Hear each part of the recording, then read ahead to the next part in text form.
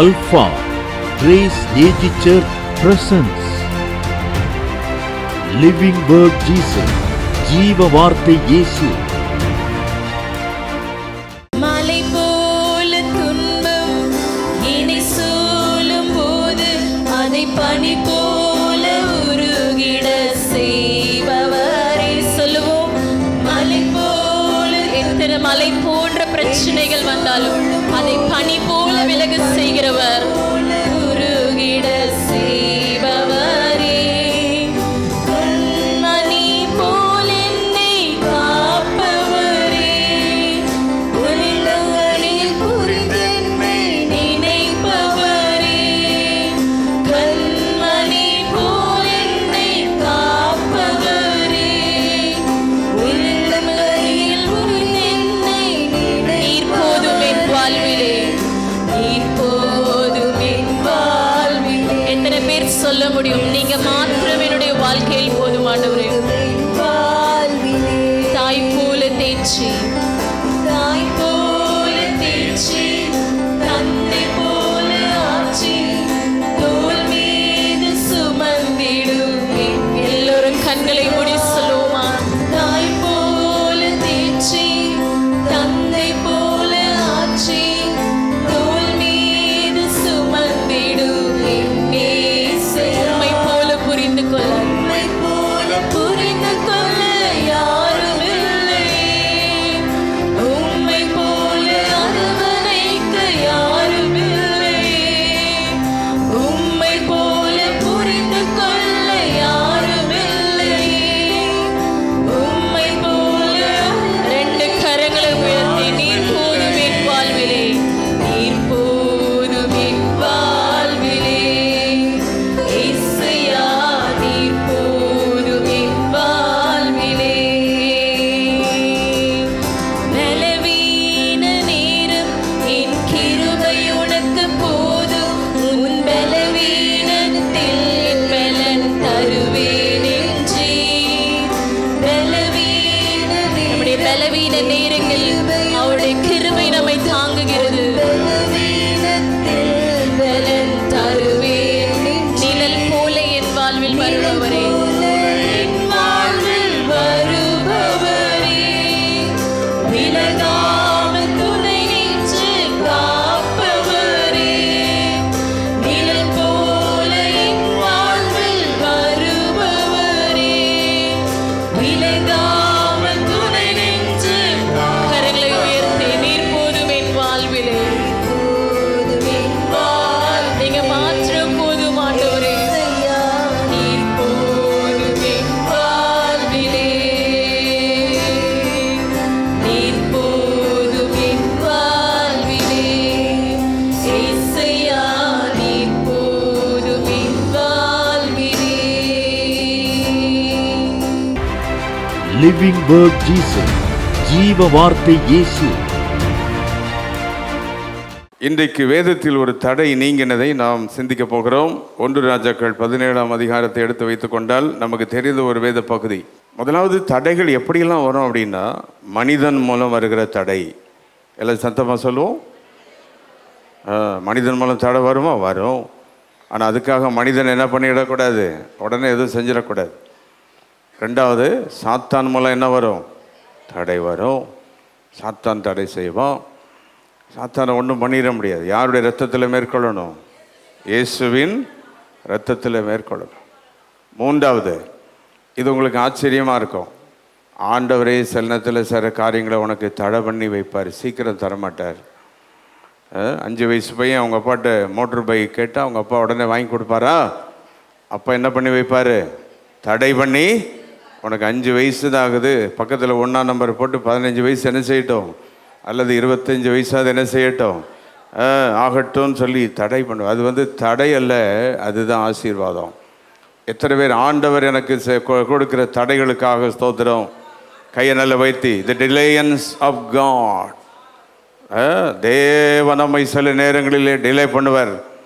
யாருடைய நாம மகிமைக்காக. உடனே ஊழியெல்லாம் வளர்ந்துடாது. உடனே குடும்பம் கல்யாணம் பண்ணிக்கிட்ட பெரிய ஆள் ஆயிட மாட்டாங்க. குழந்தை பிறந்த உடனே டக்குன்னு அது இதுவாகிடாது. எல்லாத்துக்கும் ஒரு டைமிங் இருக்குது. ஆமேன்னு சொல்லுவோம். ஹல்லேலூயா. எத்தனை பேர் தேவன் காலதாமதப்படுத்தினால் நான் காத்திருப்பேன் அப்படின்ற முதல்ல செய்திகள் போக முன்னால் கை வைத்து சொல்லுங்க, நான் காத்திருப்பேன். ஆண்டவர் சிலத்தில் தடை பண்ணி வைப்பார். என் உயர்வை கொஞ்சம் டிலே பண்ணி வைப்பார். ஆசீர்வாதங்களை டிலே பண்ணி வைப்பார்.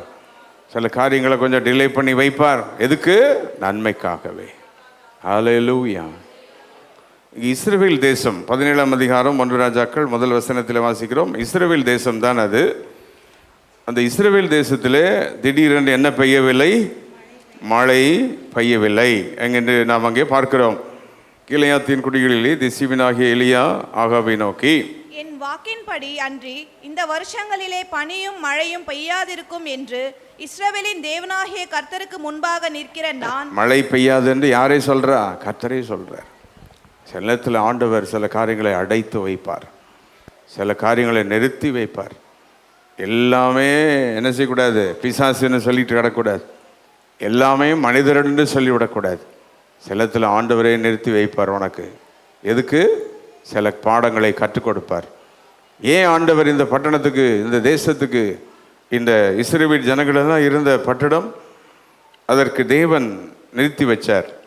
ஏன் ஆண்டவர் அவர்களுக்கு அதை நிறுத்தி வச்சார்? எதனால அப்படின்றத நாம் கொஞ்சம் சிந்திக்க போகிறோம். அதை நிறுத்தி வச்சுட்டு ஆண்டவர் எப்படி அதை ஆசீர்வாதமாக கொடுத்தார். 18:1 வாசித்தீங்கன்னா, அநேக நாள் சென்று 3ஆம் வருஷமாகையில் கர்த்தருடைய வார்த்தை எலியாவுக்கு இப்போ எத்தனை வருஷம் வரைக்கும் மழை பெய்யல? இப்போ இது வரைக்கும் 3 வருஷம் ஆயிடுச்சு. எத்தனை வருஷம் ஆயிடுச்சு? ஆனால் உண்மை எத்தனை வருஷம் மழை பெய்யாமல் இருந்துச்சு எலியா மூலம்? வாசிங்க லூக்கா எழுதின சுவிசேஷம் லூக்கா 4:25. எலியாவின் நாட்களில் வானம் அடைபட்டு அன்றியும் எலியாவின் நாட்களிலே 3 வருஷமும் 6 மாதமும். எல்லாம் சொல்லுங்க, அந்த கணக்கு நல்லா படிங்க எல்லாரும். எத்தனை வருஷம்? எத்தனை வருஷம்? 3 வருஷம். அப்புறம் 6 மாதம். 6 மாதம் வானம் அடைபட்டு தேசமெங்கும் மிகுந்த பஞ்சம் உண்டாயிருந்த போது இஸ்ரவேலருக்கு அநேகம் விதவைகள் இருந்தார்கள். இஸ்ரவேலருக்குள் எப்படி இருந்தார்களா? அநேகம் விதவைகள் இருந்தார்கள். நல்லா கவனிங்க, எல்லாம் கவனிச்சுட்டே வாங்க. உங்களுக்கு ஒரு வியாதி வந்துச்சுன்னா அந்த வியாதி எத்தனை மாதம் எத்தனை வருஷம் இருக்கணும் அப்படின்றது ஆண்டவருக்கு நல்லா தெரியும். அதனால் கவலைப்பட வேண்டாம். என்னைக்காவது மழை பெஞ்சிடும். அவன் சொல்லுங்க, என்னைக்காவது அற்புதம் நடந்துடும். வேலை இல்லாமல் இருந்தீங்கன்னா ஒரு 6 மாதமோ 2 வருஷமோ 3 வருஷம் கூட இருக்கலாம். ஆனால் அந்த குறிப்பிட்ட காலத்துக்கு அப்புறம் தடைகள் உடைக்கப்பட்டு விடும். கரங்களை தட்டி ஆர்ப்பரிப்போம். தடைகள் உடைக்கப்படும். நல்ல கைதட்டி சொல்லுங்க, குறிப்பிட்ட காலத்துக்குள் என்ன உடைக்கப்படும்? தடைகள் உடைக்கப்படும். The time will not be exceeded unless if you disobey. நாம் கீழ்ப்படியாமல் இருந்தால் ஒருவேளை அந்த காலம் கொஞ்சம் தள்ளி போகும் ஒழிய நாம் ஒழுங்காக இருந்துட்டா சரியான நேரத்தில் யார் அற்புதம் செஞ்சிருவா? நான் சொன்ன மாதிரி சொல்லுங்கள் பார்க்கலாம். நாம் ஒழுங்காக இருந்துட்டா சொல்லிக்கிடுங்க நீங்களே. சரியான நேரத்தில். ஆமாம், 6 மாதத்தில் சுகமாக வேண்டிய வியாதி 1 வருஷம் ஆச்சுன்னா உங்ககிட்ட தான் இருக்காது. உங்கள் விசுவாசம், உங்கள் ஜபந்தான். கிடைக்க வேண்டிய வேலை, கிடைக்க வேண்டிய ஆசீர்வாதம் 6 மாதத்துலேருந்து 6 வருஷம் ஆயிடுச்சு அப்படின்னா உங்களை வச்சு தான் இருக்குது. எத்தனை பேர் இன்றைக்கி தடைகளை நீக்கப்படி நான் புறப்பட போகிறேன்? ஹல்லேலூயா. நல்ல கவனிங்க. சாத்தான் தடைய இயேசுவின் இரத்தத்தாலும் வல்லமையால் நீக்கணும். மனுஷன் மூலம் வருகிற தடையை தேவனுடைய வல்லமையினால் நீக்கணும். ஆனால் தேவன் நமக்கு தடை பண்ணி ஒன்றை வைக்கும்போது என்ன செய்யணும்? யார்கிட்ட போகணும்? யார்கிட்ட போன உடனே தேவனிடத்தில் ஓடணும். போய் அவருடைய பாதத்தில் விழணும். விழுந்து கெஞ்சினால் யார் அற்புதம் செய்வா? ஆமேன்னு சொல்லுங்க. கையெல்லாம் சுற்றி சொல்லுங்க என் கூட. சாத்தானின் தடையை இயேசுவின் நாமத்தில் நீக்கலாம். இயேசுவின் ரத்தத்தில் நீக்கணும். மனுஷ தடையை 2 எப்படி இயேசுவின் வல்லமையினால் நீக்கலாம். ஆனால் ஆண்டவரே காலதாமதப்படுத்தும் போது, ஆண்டவரே கொஞ்சம் டிலே பண்ணும்போது கையை கும்பிட்டு அவரிடத்தில் போய் விழணும். அவருடைய பாதத்தை போய் கெஞ்சணும். அவருடைய பாதத்தில் போய் உட்கார்ந்தா யார் அற்புதம் செய்வா? புரிஞ்சவங்கள கரங்களை தட்டி ஸ்தோத்திரம் பண்ணி. தடைகள் சும்மா உளறிட்டு இருக்கக்கூடாது. தடை வந்துருச்சு, நடக்கலைன்னு சொல்லி உளறிட்டு இருக்கக்கூடாது. முதல்ல என்ன செய்யணும்? டயக்னோஸ் பண்ணணும். என்ன செய்யணும்? ஆமாம், டயக்னோஸ் பண்ணணும். அதுக்கு ஆண்டவர்கிட்ட போய் கேட்கணும். ஊழியக்காரங்களுக்கு நல்லா தெரியும். உங்கள் குடும்பத்தில் நீங்கள் பிரச்சனை என்கிட்ட வந்து சொல்லும் போது எனக்கு தெரியும் என்ன பிரச்சனை அப்படின்னு. ஆனால் உங்கள்கிட்ட சிலர்கிட்ட சொன்னால் என்ன கடிச்சு விடுவீங்க, அதனால் சொல்ல மாட்டேன். சிலருக்கு எரிச்சல் வந்துடும். சிலர்கிட்ட சொன்னால் ஏதாவது ஆயிரும். அப்போது உங்கள் வாழ்க்கையில் சில தடைகள், சில காரியங்கள் நிற்கும் போது அது அப்படி நடக்கும். ஆனால் என்றைக்கும் தடைகளை நீக்கிற ஒரு ஆண்டவர் இருக்கிறார். எல்லாம் நல்ல சத்தமாக ஆமீன் போட முடிஞ்சாலும் ஆமீன் போடுங்க. சொல்லுங்கள், எந்த தடையை நீக்குவாரா? நீக்குவாரா?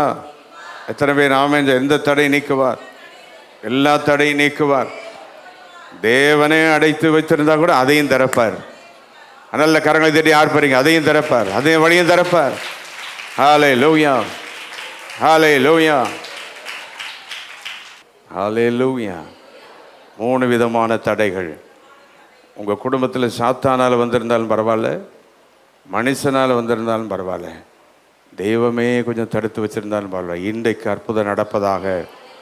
எத்தனை பேர் மன்றாட ரெடி ஆகிட்டீங்க? ஜெபம் பண்ண ஆரம்பிச்சிட்டிங்களா? கூப்பிடுங்க வர நோக்கி. அந்நிய பாஷைகளை பேசுங்க இயேசுவின் நாமத்தினாலே. பரிசுத்தாவியை பெற்றவங்க ஆவியில் நிறைஞ்சு அந்நிய பாஷைகளை பேசி, தேவனே தடைகளை நீக்கும், தடைகளை நீக்கும்.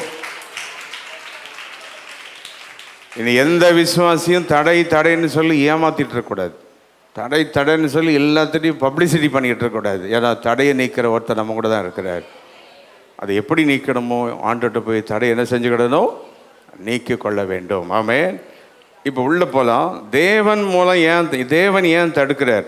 தேவன் ஏன் நமக்கு சில நேரத்தில் சில ஆசீர்வாதங்களை நமக்கு கொஞ்சம் அதை லாக் பண்ணி வைக்கிறார் அப்படின்னு சொன்னால் நாம் அதை நம்மள கவனிக்கணும். அந்த இடத்துல நம்ம வாசித்தோம், ஆண்டவர் ஏன் அங்கே அப்படி அவர்களுக்கு அந்த மழை வராமல் ஏன் அப்படி தடுத்தார், ஆண்டவர் ஏன் அவர்களுக்கு அப்படி பண்ணினார் அப்படின்னு சொல்லி நம்ம கவனிச்சோன்னா 1 ராஜாக்கள் 18:18 எல்லாம் வாசிங்க. அதற்கு அவன், இஸ்ரவேலை கலங்க பண்ணுகிறவன் நான் அல்ல, கர்த்தரின் கட்டளைகளை விட்டு. ஆமா, முதல்ல ஆண்டவர் தடை பண்றதுக்கு காரணம் நீங்க எதை விட்டுட்டீங்க? கர்த்தரின் கட்டளைகள், தேவனுடைய கட்டளைகள். இப்ப நான் உங்ககிட்ட கேட்கிறேன், ஆலயத்துக்கு வேணும்னா வரலாம், வராட்டி போலாமா? ஆலயத்துக்கு வருவது நீங்க நினைச்சு வர்றதா?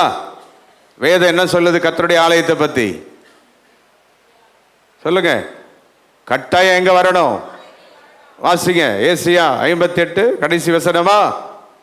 என் ஆலயத்தை நீ கனப்படுத்தினால் என்று இருக்கிறது. அப்படின்னா நீ நினைச்ச ஆலயத்துக்கு வரலாம், வேண்டாட்டி நீ தூக்கி போட்டுட்டு போலாம். அப்படி அல்ல, தேவனுடைய கட்டளை. It's God's command.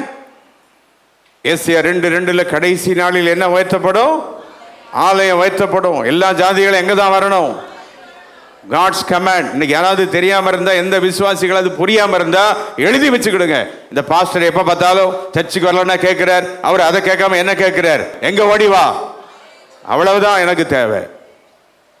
நீ மலையவே சாச்சால் எனக்கு பிரச்சனை கிடையாது, நீ தேசத்தை ஆண்டால் எனக்கு பிரச்சனை கிடையாது. எனக்கு தேவை யாருடைய ஆலயத்துக்கு ஓடி வா. நீ தேவனுடைய மனிதனாக இருந்தது ஆலயத்தில் இருந்தால் தேவனுடைய ஆலயத்துக்கு ஓடி வா. இப்ப எத்தனை பேர் விளங்குது? ஆலயத்துக்கு வருவது இஷ்டம் இருந்தால் வரலாமா, கஷ்டம் இருந்தால் வராம இருக்கலாமா? தேவனுடைய சமூகத்துக்கு ஓடி வரணும். ஹல்லேலூயா. யாருடைய சமூகத்துக்கு ஓடி வரணும்? இது யாருடைய கட்டளை? இந்த வசனத்தை எடுத்து வாசிங்க. 18 எடுத்துக்கிடுங்க. முதலாவது யாருடைய கட்டளைகளை விட்டுட்டீங்க? கர்த்தரின் விட்டு. அது மட்டும் சத்தமா சொல்லுங்க. கர்த்தரின். 3 தடவை சொல்லுங்க. கர்த்தரின். கை வைத்துங்க. கர்த்தருடைய கட்டளை என்று இருக்கிறது. ஹல்லேலூயா. அது மாதிரி காணிக்க கொடுக்கறது, தசமம் கொடுக்கறதெல்லாம் எப்படியும் கொடுக்கலாம், வேணாமல் இருக்கலாமா? அதுக்கு என்ன இருக்குது சொல்லுங்க. என்னுடைய ஆலயத்துக்கு என்ன கொண்டு வாங்க? தசமம் வாங்கின. It's a command. இதை நீ கீழ்ப்படியாம இருந்தா அதுக்கு போலதான் உன் வாழ்க்கை இருக்கும். அவ்வளவுதான். there is a command. அது கட்டளை. கை சொத்துங்க. ஆலயத்துக்கு வருவது தேவனுடைய கட்டளை, கர்த்தருக்கு கொடுப்பது தேவனுடைய கட்டளை, ஞானஸ்நானம் எடுப்பது யாருடைய கட்டளை, பரிசுத்த ஆவி பெறுவது யாருடைய கட்டளை, ஊழியம் செய்து யாருடைய கட்டளை, எல்லாம் தேவனுடைய கட்டளை. இப்போ எத்தனை பேர் இதை செய்ய ஆயத்தமாக இருக்கீங்க? இப்போ புரிஞ்சிருக்குன்னு நினைக்கிறேன். ஏன் உன் வீட்டில் மழை பெய்யாமல் இருக்குது? ஏன் உனக்கு ஆசீர்வாதம் இல்லாமல் இருக்குது? ஏன் உன் குடும்பத்தில் அடிக்கடி வியாதி, போராட்டம், என்ன நடந்தது அனலைஸ் பண்ணி பார்த்தீங்கன்னா யாருடைய கட்டளை நீ மீறி இருப்போம்? நம்ம தேவனுடைய கட்டளையை நாம் மீறி இருப்போம். ஹல்லேலூயா. தேவனுடைய கட்டளை நாம் மீறி விடுவோம். இப்போ கவர்மெண்ட்டு ஜிஎஸ்டி தெரியுமா உங்களுக்கு? அதை பற்றி போட்டிருக்குல்ல. நீ கடையில் போய் ஜாமான் வாங்கிட்டு அதை மட்டும் நீ போடாத அப்படின்னு சொல்லி பாருங்கள். நீங்கள் சாப்பிட்ற தோசை 40 ரூபா தான், ஜிஎஸ்டி இருக்கும். அதை போட்டால் இங்கே வந்து சேர்ந்துடும். தோசையில் பாதி தோசை அதில் இருக்கும். இதை யாரும் அவாய்ட் பண்ண முடியுமா? பண்ணவே முடியாது. நான் கேட்குறேன், உலகத்தில் உள்ள கட்டளையே மீற முடியல, தேவ கட்டளை ஏற்றுக்கொண்டால் ஆசீர்வாதம். ஹல்லேலூயா. இப்போ சொல்லுங்கள், அந்த தேசத்தில் மழை வராமல் இருந்ததுக்கு காரணம் என்ன? சொல்லுங்கள், காரணம் என்ன? தேவ கட்டளை. ரெண்டாவது வாசிங்க, கீழே போங்க. கட்டளையில் விட்டுட்டு எதை பின்பற்றினார்களாம்? பாகால்களை பின்பற்றினால். அந்நிய தேவர்கள். நல்ல கவனமா இருங்க விசுவாசிகளே. அந்நிய தேவர்களை நீ பின்பற்றினால். இன்னைக்கு நல்ல விசுவாசிகளுக்கெல்லாம் ஆண்டவரை விட்டுட்டு அந்நிய தேவர்கள். இயேசு பாட்டுக்கு பதிலாக சினிமா பாட்டை போட்டால் யாரும் என்ன தேவர்கள் உன் வீட்டில்? சொல்லுங்க. சில செல்ஃபோனில் பாருங்கள், சில விசுவாசிகளுக்கு செல்ஃபோனில் பாருங்கள் பாட்டு. வீட்டில் சிலருக்கு இன்ட்ரெஸ்டாக கேட்கறது. யாராவது அப்படிப்பட்டதை எச்சரிக்கிறார். God wants you. எப்படிப்பட்ட இடமாயிருந்தாலும் சரி, தேவனை கனப்படுத்து. அந்நிய தேவர்களுக்கு மகிமை செலுத்தாதே. அந்நிய தேவர்களுக்கு தேவனுடைய கட்டளை. ரெண்டாவது எதை சேவிக்கக்கூடாது? கை வைத்து அந்நிய தேவர்களை. ஹல்லேலூயா.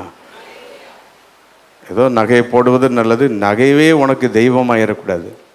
சிலர் நகை போட்டிருக்கிறத பார்த்துருக்கீங்களா? கோணி மாதிரி மேலே போட்டு மாட்டியிருப்பாங்க. நான் சிலர்லாம் பார்த்துருக்கேன்.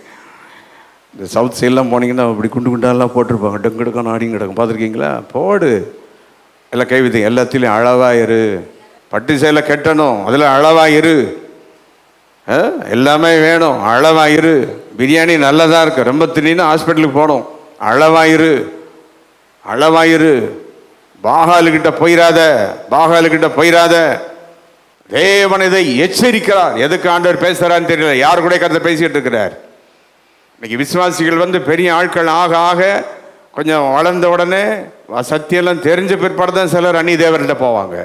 அந்நிய தேவர்களை நீ நமஸ்கரித்தாலோ, அந்நிய தேவர்களை நீ கனப்படுத்தினாலோ அவ்வளோதான். எத்தனை வருஷம் மழை பெய்யாது? 3 வருஷம் மழை பெய்யாது. அவ்வளோதான். மழை பெய்யலைன்னா அங்கே என்ன ரிசல்ட் பாருங்கள். வேகமாக வாசிங்க. 7ஆம் வசனத்தில் 6 வற்றி போயிட்டு, கடகடனை வாசிங்க. என்ன வற்றி போயிட்டு? வழியில் போகும். அதெல்லாம் 6 வற்றி போயிட்டு, அதை மட்டும் வாசி. 7 என்ன 6 வற்றி போயிட்டா? இல்லை. 12ஆம் வசனத்தில் ஜனங்களுக்கு என்ன இல்லை? உணவு இல்லை. 18:5 மிருக ஜீவன்களுக்கு என்ன இல்லை? புல் இல்லை.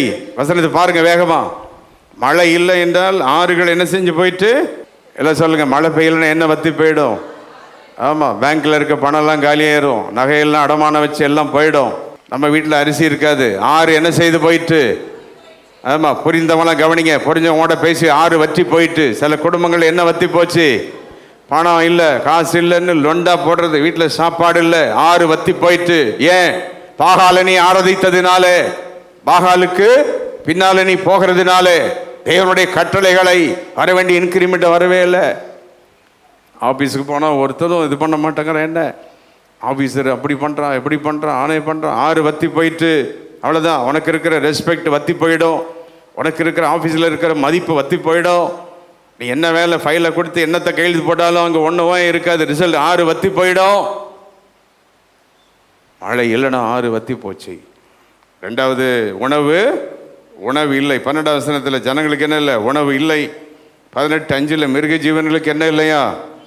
அப்படின்னா நமக்கு வீட்டில் இருக்கிற சின்ன சின்ன குட்டிகளுக்கு கூட ஒன்றும் இல்லாமல் போயிடும். பாவம், பிள்ளைகளுக்கு கூட சரியாமல் ஒன்றும் இல்லாமல் போயிடும். நான் பேசிகிட்டு இருக்கிறது யாராவது குடும்பத்தில் நடந்துட்டுருக்கோம். உங்கள் வாழ்க்கையில் எப்படி? வெளியே பார்த்தா சிலர் காரில் கூட இருப்பீங்க. காரில் போகும்போதே காருக்கு பெட்ரோல் போட காசு இருக்காது. சொல்லுவாங்க, ரொம்ப தூரம் போயிடாத, சிக்னல் வந்து ஆஃப் பண்ணிவிடு, ஏன்னா காரில் என்ன இல்லை? என்ன வற்றி போயிட்டு? 6 வற்றி போயிட்டு. 6 வற்றி போயிட்டு. ஒரு ஹோட்டலில் போய் காப்பி குடிக்கணும்னா எண்ணி பார்த்து காப்பி குடிப்போம். 6 வற்றி போயிருக்கோம். வற்றி தரித்திரம் வந்துடும். இதெல்லாம் காரணம் என்ன? தேவனுடைய கட்டளையை மீறினால் பாகால்கள். நேற்று செய்தியில் ஒரு கேத்தலிக் சர்ச்சில் ரோபாட் ப்ரீஸ்ட் வந்துட்டார். என்ன ப்ரீஸ்ட் வந்திருக்காரா? Robot priest. நேற்று செய்தியில் நைட்டு ஒரு செய்தி எனக்கு திடீர்னு வந்துச்சு நியூஸில் கட்டிங். ஒரு கேத்தலிக் சர்ச்சில் ப்ரீஸ்ட் ஆள் கிடையாது, யார் வந்துட்டா? ரோபாட்.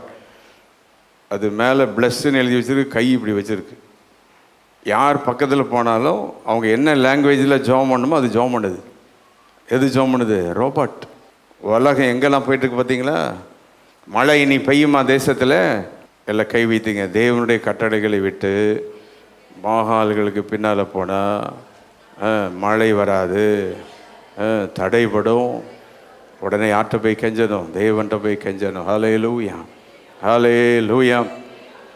இந்த ஆண்டவர் நம்ம இப்படி செய்யும்போது, பிரச்சனை வரும்போது ஆண்டவர் லாக் பண்ணுவார். விசுவாசிகள் வாழ்க்கையில் கூட நாம் தேவனுக்கு பிரியமில்லாமல் ஒன்று செய்யும்போது, ஒன்று காரியங்களை பண்ணும்போது தேவன் நம்முடைய ஆசீர்வாதங்களை லாக் பண்ணுவார். ஆசீர்வாதங்களை நிறுத்தி வைப்பார். நன்மைகளை என்ன செய்ய வைப்பார்? நிறுத்தி வைப்பார். அப்படிப்பட்ட நேரத்தில் நாம் உடனே யாருடைய சமூகத்தில் போகணும்? தேவனுடைய சமூகத்தில் போனோம். தேவனுடைய சமூகத்தில் போய் 1 ராஜாக்கள் 17:14 எடுத்து வாசித்தீங்கன்னா, கர்த்தர் தேசத்தில் மழையை கட்டளையிடும் நாள் வரைக்கும் அப்படின்னு இருக்கு. கர்த்தர் தேசத்தின் மேல் மழையை கட்டளையிடும் நாள் மட்டும். ஆமாம். அப்படின்னா தேவன் மழையை நிறுத்தும் நாளும் இருக்குது, தேவன் மழையை வர சொல்லும் நாளும் இருக்குது. ஹல்லேலூயா. எல்லாம் கையை நல்லபடி வைத்து சொல்லுங்கள். தேவன் மழையை வர வைக்கிற நாள். உங்கள் வீட்டில் என்ன நாள் இருக்குன்னு நீங்கள் தான், உங்களுக்கு தான் தெரியும். ஆண்டவர் உங்கள் குடும்பத்தில் மழையை நிறுத்தி வச்சுருக்காரா? கம்பெனி திவாலாகி போயிட்டுருக்கா? பணம் டிமாண்டாக போயிட்டுருக்குதா? ஆசீர்வாதம் இல்லாமல் இருக்கா? ஆஃபீஸில் பிரச்சனையாக இருக்கா? மழை நிறுத்தி போச்சா? ஆனால் ஆண்டவர் மழையை கட்டளையிட நாள் இருக்குது. ஹல்லேலூயா. இந்த 2க்கு இடையில் எலியா யார் நோக்கி பார்த்தாரு? தேவனை நோக்கி பார்க்கிறார். எலியா இந்த தடை, ஆண்டவருடைய தடை நீங்குவதற்கு அவர் செய்தது என்ன? இந்த 1 ராஜாக்கள் 18 நமக்கு நல்லா தெரியும் அல்லவா?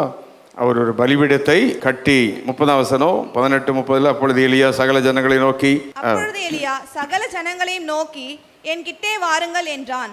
சகல ஜனங்களும் அவன் கிட்டே வந்தபோது தகர்க்கப்பட்ட கர்த்தருடைய பலிபீடத்தை அவன் செப்பனிட்டு எலியா பலிபீடத்தை கட்டினான். ஹல்லேலூயா. கையை நல்ல வைத்து நன்றி பலிபீடம். ஹல்லேலூயா. நம்ம வீட்டில் பலிபீடம் இருக்கணும். யாருக்கு? நன்றி பலிபீடம் இருக்கணும். உங்கள் வீட்டில் தனி ஜெபம் இருக்கணும். நான் சர்ச்சில் 3 நாள் தான் வர சொன்னேன். மற்ற நாளில் எங்கேருந்து ஜெபம் பண்ணணும்? வீட்டில் இருந்து ஜெபம் பண்ணணும். ஆமைன்னு சொல்லுங்கள். ஹல்லேலூயா.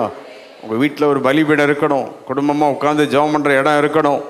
குடும்பமாக இருந்து ஜெபம் பண்ணுற இடம் இருக்கணும். தனியாக முழங்கால் போட்டு ஜெபம் பண்ணுற இடம் இருக்கணும். கைவித்தி பலிபீடம், கை சுத்தி பலிபீடம், வீட்டில் ஆராதிக்கிற பலிபீடம் இருக்கணும். ஹல்லேலூயா. எல்லாரும் நாம் வரும்போது ஆலயம் தேவனுடைய பலிபீடமாகி மாறுகிறது. இது ஆண்டுடைய பலிபீடமாகிய ஆலயம். நம்ம வீட்டிலையும் யாருடைய பலிபீடம் இருக்கணும்? தேவனுக்கென்று எலியா பலிபீடத்தை கட்டினான். ஹல்லேலூயா. பலிபீடத்தை கட்டினா மழை தடை நீங்க ஆரம்பிக்கும். இன்னைக்கு உங்கள் வீட்டில் இந்த வறட்சி பணத்தில் வறட்சி, வேலையில் வறட்சி எப்படிலாம் அப்படி இருந்தால் உடனே ஆண்டுகிட்ட போய் பலிபீடத்தை கட்டுங்க. உங்கள் வீட்டில் போய் மூடியில் முழங்கல் போட்டு ஜெபம் பண்ணுங்க. பிள்ளைகளை கூட்டு ஜெபம் பண்ணுங்க. வீட்டில் நம்ம ஜெபங்களை போட்டு ஜெபம் பண்ண ஆரம்பிங்க. வீடு பலிபீடமாய் மாறணும். ஹல்லேலூயா. வீடு வெறும் சாப்பிட்ற இடமா, ட்ரெஸ் பண்ணுற இடமா, சினிமா போட்டு பார்க்குற இடமா வீடுகளை மாறாமல், வீடு யாருடைய வீடாக மாறணும்? தேவனுடைய பலிபீடம். நல்ல கையை தட்டிக்கிட்டே சொல்லுங்கள், தேவனுடைய பலிபீடம் என்னுடைய வீடு. ஏதோ சாப்பிட்டுட்டு போகிற மடம் அல்ல, ஏதோ வேடிக்கை பார்த்து சினிமா பார்த்து போகிற இடமா இருக்கக்கூடாது. என்னுடைய வீடு தேவனுடைய பலிபீடம். ஹல்லேலூயா.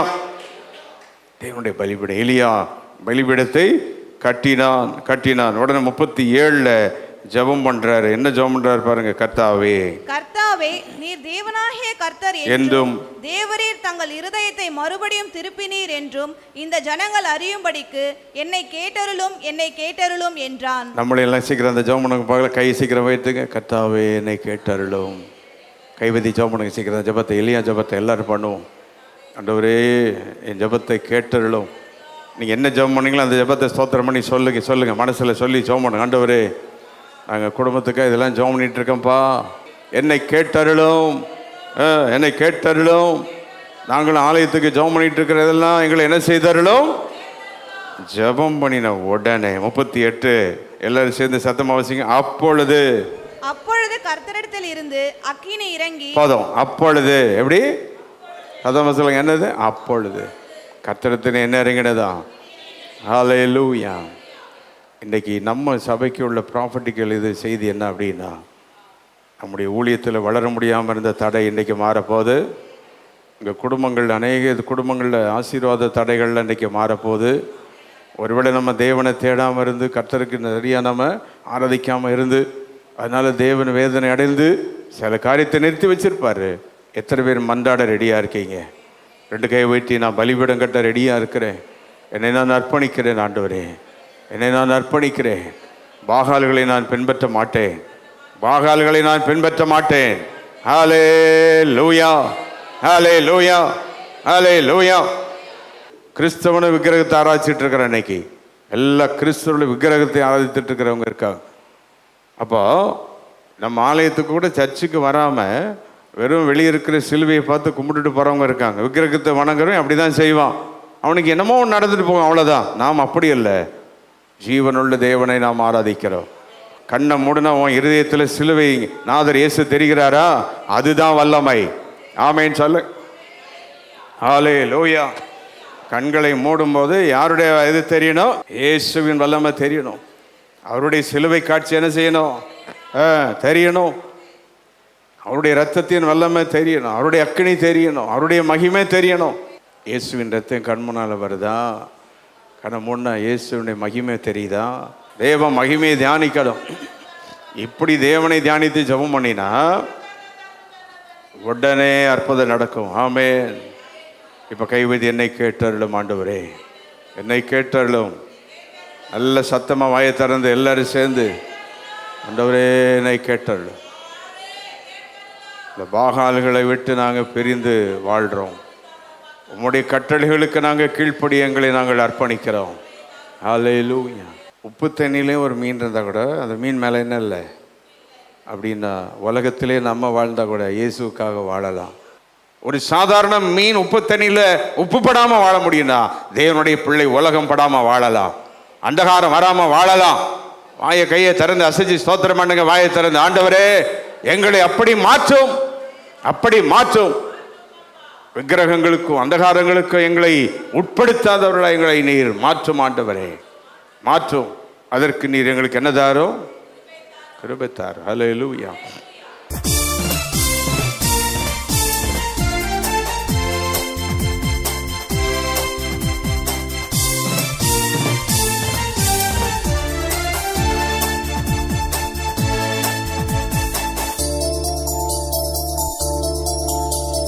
Our address, Reverend J. James Salomon, Alpha Grace AG Church, number 620, East Coast Road, Pudupatnam, Kalpakkam, 603102.